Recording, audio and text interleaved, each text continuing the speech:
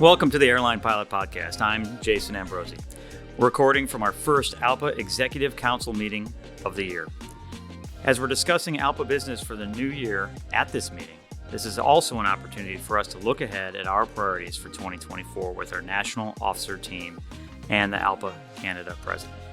Today, I'm joined by Captain Wendy Morse, ALPA's first Vice President and National Safety Coordinator, Captain Sean Creed, Vice President Administration Secretary, Captain Wes Clapper, Vice President, Finance, Treasurer, and Captain Tim Perry, our ALPA Canada President. We've gotten a lot done, I would say. We've talked about this before. In the last year, we've accomplished so many things. We came in with a heads-down attitude, some fresh blood, and really did a good thing. I want to give a shout-out to Captain Tyler Hawkins for all the effort he put in before Sean took over. He did a great job and brought that youth and enthusiasm to the national officer team. And now welcome Sean, who came in November to replace Tyler. Sean, since you're the newest member of our team, just joining us in November, I'm going to put you on the hot seat first. Introduce yourself to our listener. Hello, everybody. Sean Creed. I'm a Spirit captain based in Chicago on the 320. I've done a million roles at ALPA. I started at the local level, just like most people do, working as a local grievance guy, Secretary Treasurer at an LAC Council 18 Detroit, then serving as the Master Chairman for 2 terms.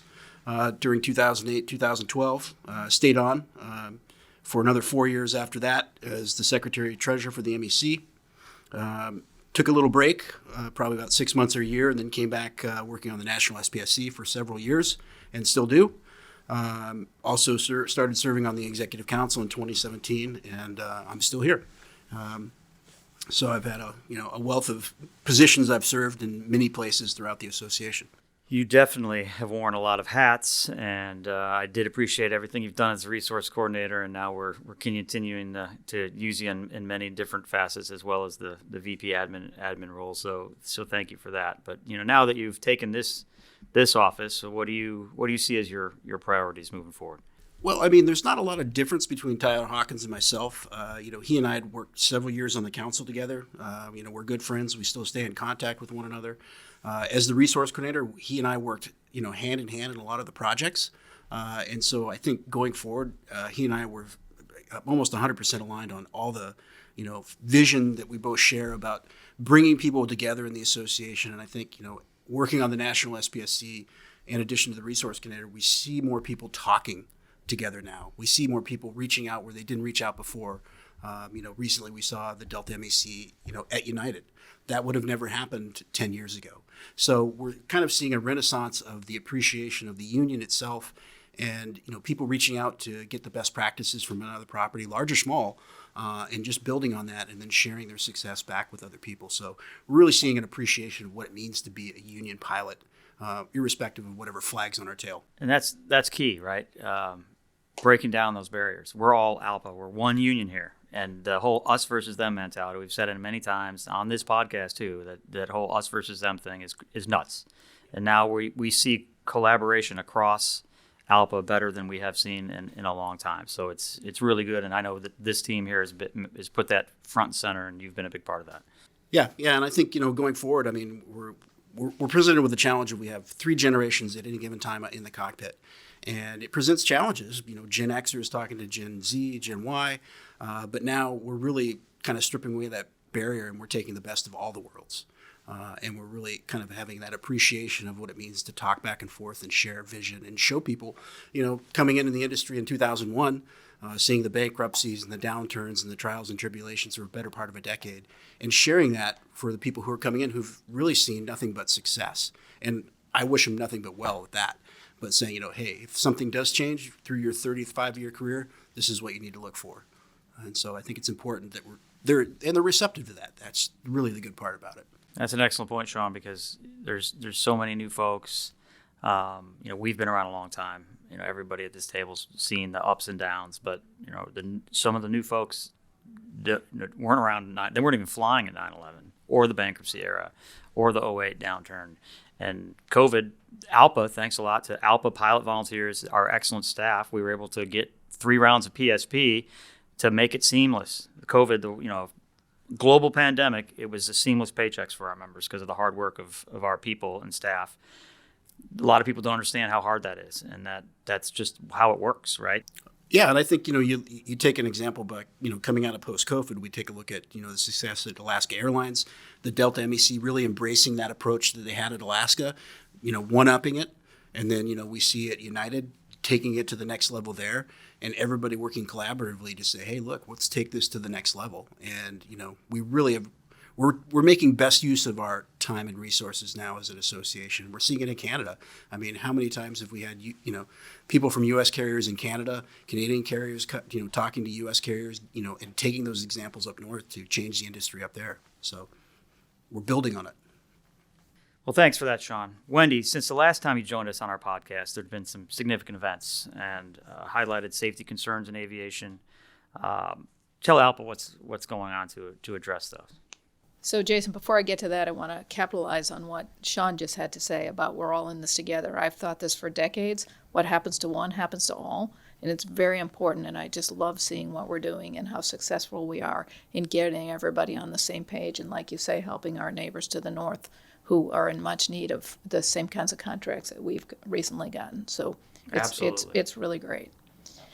So, the investigation into Alaska 1282 and the 737 MAX 9 is, of course, ongoing, and ALPA continues to work with our partners at the FAA, at Alaska Airlines, and as a party to the NTSB investigation.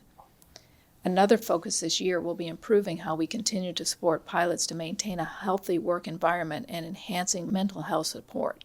That is so important. For nearly 50 years, supporting the mental health of pilots has been crucial. We're also working with the FAA on the Aviation Rulemaking Committee focused on mental health for aviation workers and urging lawmakers and regulators to develop solutions that will address problems with mental health reporting. The idea is to break down barriers that discourage aviation workers from seeking help and to expand federal support for peer support training programs to train peers to confidentially support other workers. So, reflecting back, we both came into this together. I appreciate your leadership and as the NSC. Think about how many pilot volunteers we have and how many staff folks we have involved in that. Did you have any idea coming into this how big of an organization we have working every day as the largest non-governmental safety organization that ALPA is? The answer is no, I had no idea. And considering that I've been an ALPA member for 40 years, it's just amazing. I wish everyone could see what we see in these offices on a daily basis, just the work that gets done, the emails that get answered at all hours of the night, and all of the organization from the 400 some odd pilot volunteers to the 24 staff, or soon to be 25 staff that we have that just do an amazing job, and the expertise is beyond comprehension. I'm really, really impressed, and I wish everyone could see what we see. Yeah, it's incredible how industry and regulators rely on our people, our expertise. It's truly impressive. It's been something awesome to see. You think when you get in these roles, before you get in these roles, you have an idea of what's going on and all the resources available. Well, shifting gears a little bit, over the last 2 years, we've negotiated a slate of incredibly strong contracts, and we're continuing to support the groups like FedEx, Air Canada, ATI, and others that continue to bargain against intransigent management teams. But we know that contracts are only as good as our ability to enforce them, and many of our carriers are having a hard time with contract enforcement. So to facilitate that collaboration amongst all of our pilot groups, we are launching ALPA's first National Grievance Committee. It's hard to believe that all these years we've had a committee dedicated to collective bargaining, which we absolutely should have, right? The collective bargaining committee is where people get together and talk about what one pilot group's priorities are, give ideas, all that stuff. But we've never had a national level committee on enforcing contracts, a national grievance committee. So I'm proud to be part of that process and bring that forward. It was an idea from JetBlue at the Executive Council, and quite frankly, it was like, why have we not thought of that before now? So that's Wes, I've appointed you to be the National Officer Designee on this committee. Tell us more about what you think the committee should do, what it should accomplish going forward. Well, Jason, I have to agree with you 100%. It amazes me we've gone this long, but right now is the right time. And as we talked about with other contracts, we're starting to do more of the pattern bargaining. Our contracts are starting to look more alike. And so this is the best time to start realigning that. I'm not much of the safety expertise. I'm more of an industry guy, and so I'm looking forward to help lead this committee. The good thing about ALPA is that we're such a large union that we can identify our common issues across the contracts and share our best practices going forward. Identifying the union busting places, finding the places where companies find loopholes and go through those loopholes, and then bringing that to the negotiating committees to make sure we don't have those loopholes going forward, and then continuing to pattern bargain off of each other. This grievance committee is going to be a challenge. I love a challenge. I love problem solving. I can't wait for us to get together and start identifying those issues. Another thing, if you are a pilot out there and you're experiencing issues with your contract, let us know about it. What I can tell pilots is if it doesn't feel right, chances are it probably isn't right. So it is best to reach out to your MEC, your grievance committee, local council members to make sure we're documenting these issues. Let your MEC know, let your grievance committee know. Too often we find pilots solving contractual issues with their chief pilot through the open door policy, and then we don't even hear anything about it. And we really need to start making sure pilots use our DART system, use our PDR system, go through this grievance committee so we can work together. Hey, I've seen this movie before. Have you seen this over at JetBlue? Yes, we've seen it. This is how we solved it. And I think that collaboration of working together is essential for this committee to be successful. Yeah, so, in that light, many pilots, and I was one of those when I was a blissful line pilot, that you don't know what areas of the contract are being violated sometimes because you don't take the time when you have, contracts that are as thick as some of our contracts to know all of it. So areas that are commonly missed, you can be identified by this committee, and then that can help with an education series, which we're gonna keep an eye out for a grievance-related series in the Airline Pilot magazine this year that's going to carry that forward. Well, thank you, Wes. I can say that I share the excitement on the National Grievance Committee because this is definitely a cool thing to be part of standing up something that hasn't been done before and seems so obvious, right? All right, shifting lastly over, but not least, of course, to my friend Tim, our ALPA Canada President. So, Tim, I think this is the first time on the podcast, so introduce yourself for our listeners. Thanks, Jason. Good to be here. I'm a WestJet pilot for the last 14 years, captain on the 737. Been in this position for the last 5 years. Started out doing ALPA work as a local council rep at Calmere in northern Manitoba. Was on the front end of the organizing campaign at WestJet and served as the WestJet MEC vice chair for a couple of years as well, and really glad to be here. Thanks. Well, we appreciate your leadership and your collaboration with us here south of the border. You've had a massive year for growth in Canada. With Air Canada, especially bringing them back into the fold here has been awesome. Tell our listeners about what that means for the pilots of Canada. Yeah, it's pretty hard to overstate how huge the growth has been and what it's meant for us. We've effectively doubled in size. And with that, we've doubled our influence, our relevance on Parliament Hill, our ability to coordinate, our ability to support all the MECs north of the border. We've staffed up to help out in that respect as well. So really, we've grown so much, and it's really helped us be effective in everything that we're doing. Yes, we added over 5,000 pilots from 5 different airlines last year, just in Canada alone. So. Yeah, we've added Air Canada, but also Air Inuit, Kuwait, and Lynx and Pascan, and so really right now we're representing like 95% of the unionized pilot workforce in the country.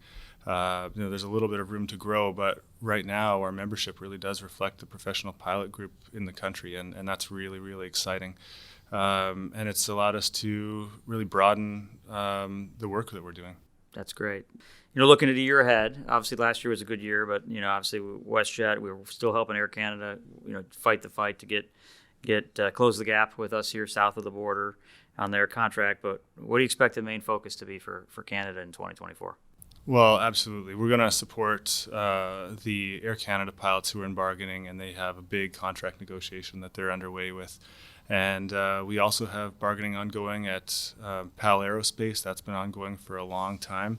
We want to get that one done. Those pilots deserve a strong contract. And we're also in bargaining at WestJet Encore. In fact, they've just filed for conciliation recently. So they've started the clock. That means in 90 days, we could be without a contract. We could be in a strike lockout position. So it's all hands on deck for the WestJet Encore pilots. So that's key. So just if you could take 2 minutes to explain the difference. South of the border, we're under the Railway Labor Act.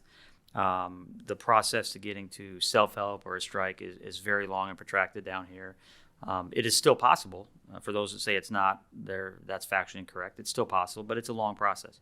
In Canada, this conciliation process gets you on that clock to a strike, right? Yeah, absolutely. So when either party indicates to the Minister of Labor that there's an impasse, they write the minister, and that begins the clock. That enters that pilot group or that negotiation session into conciliation. That's a 90-day process, give or take, where a federal conciliator is appointed, and that's really the mediation process, I think, under the Railway Labor Act. Or similar to that, but it's a federal conciliator that's going to aid the bargaining, and it really does put pressure on the parties to get somewhere and get the work done. And oftentimes, it really brings the focus that's needed for airline managements to give serious considerations to what the pilots need to see. Heck yeah. I mean, it's a 90-day clock to you being able to exercise a strike. Yeah, absolutely. I mean, wow, that's leverage. So I could see how you guys could really use that to your advantage in Canada. For sure. I mean, so we definitely have to stay coordinated when we do hit the button, and the all of the resources here at ALPA, get directed to all the resources that are needed get directed to this bargaining, or any pilot group in bargaining at that juncture. But yeah, it's exciting, and it's I see good things for the WestJet Encore pilots. Yeah, I guess you have to obviously use that judiciously, because if you have too many open items, now you're limiting yourself to that smaller window. So you should try to get as much stuff out of the way before you get there. But clearly, the WestJet Encore pilots have not been getting the attention they need from their management, and this was the time. I was happy to sign that letter. Absolutely.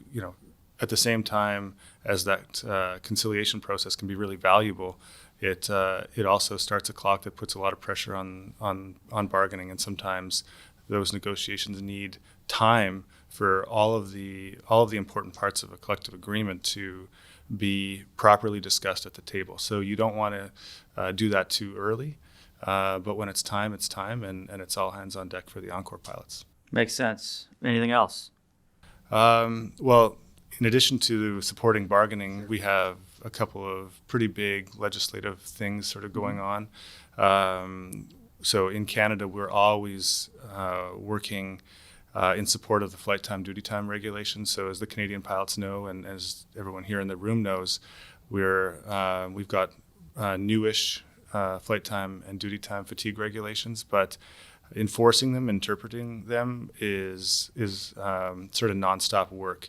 There were some issues with them when they were finalized into law, and so we are working with Transport Canada and the Minister's office to make sure that they're fairly applied. And so that work really never ends. It's interpretations, but it's also making sure that exemptions that companies will sometimes apply for are not issued improperly. So we're just keeping a close, watchful eye on both how the regulations are applied, but also any of those exemptions that sometimes get applied for. Yeah, that's constant work on both sides of the border is making sure that people don't try to take advantage of loopholes and write their own meanings to safety regulations that we've fought hard to get. Yeah, and in addition to the flight time and duty time stuff, we've got Bill C-58. And so we had a big win in the fall where our ALPA proposed language on the maintenance activities or essential services regulations under the Canada Labour Code were introduced, and it was closing a long-standing loophole on how an air operator or an airline could assert that they were an essential service. And that was weaponized and misused and has been for decades. And we've got very, very strong language that's been introduced in Parliament. And so going into 2024, we need to make sure that that withstands the gauntlet that is the parliamentary process. So all the committee work and the Canada Gazette process, we need to make sure that that language that we introduce withstands that and sees the light of day at the end of the process and becomes law. So that's a big effort, and that's going to require all of our effort up at ALPA Canada, and I think we'll be looking to the members for support there too. Yeah, that's great. I mean, that's definitely a win for 2023, but the fight is ongoing. So well done, and let us know what you need. Great, thank you. So last year, we negotiated industry-leading contracts that advanced the careers of tens of thousands of pilots. We defended against attacks on safety, and we improved our ability to do the hard work of enforcing those contracts. All of this took a unified voice of a strong union. When we speak with one voice, we can accomplish a lot. And going into 2024, we have the opportunity to build on that success. Thank you for tuning into this episode of Airline Pilot Podcast, and thanks for sitting down with me, Wendy, Sean, Wes, and Tim. Again, I can't say enough how proud I am to work with such a great team of not only national officers, Tim, all of our pilot volunteers, and the excellent staff we have here at ALPA. If you haven't already, make sure you subscribe so that you don't miss any of our episodes. And if you enjoyed this episode, let your fellow crew members know about the show. If you have any questions or topics you'd like us to cover, reach out to podcast@alpa.org. To listen and subscribe to Airline Pilot Podcast or learn more about ALPA, check us out online at alpa.org or find us on all major podcast platforms. Until next time, this is the Airline Pilot Podcast. Production copyright ALPA 2024, all rights reserved. Thanks and have a safe flight.